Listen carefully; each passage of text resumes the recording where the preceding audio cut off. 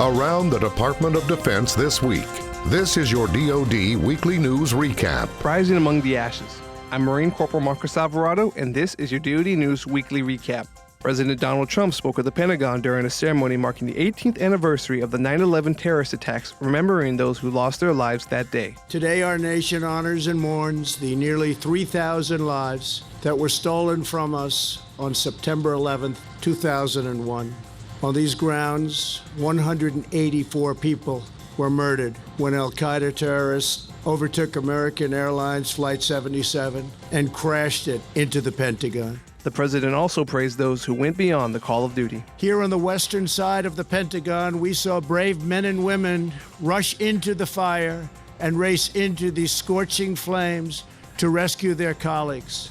When evil seeks to do us harm, the incredible men and women of the United States military answer with unyielding valor and unstoppable resolve.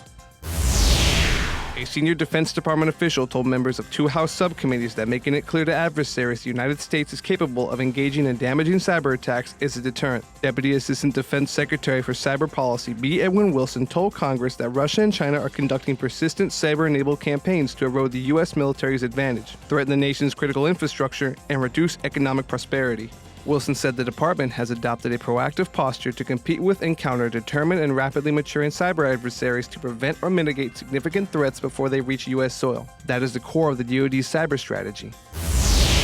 Nearly 30 ships and 120 aircraft are returning to Norfolk, Virginia, following the Coast Guard's assessment that the port is safe following Hurricane Dorian. The aircraft carrier USS Dwight D. Eisenhower will be the first ship to return to Naval Station Norfolk. Ships from the base were sent to sea last week to avoid the effects of the hurricane. Piers and airfields were thoroughly inspected before the decision to reopen the port was made.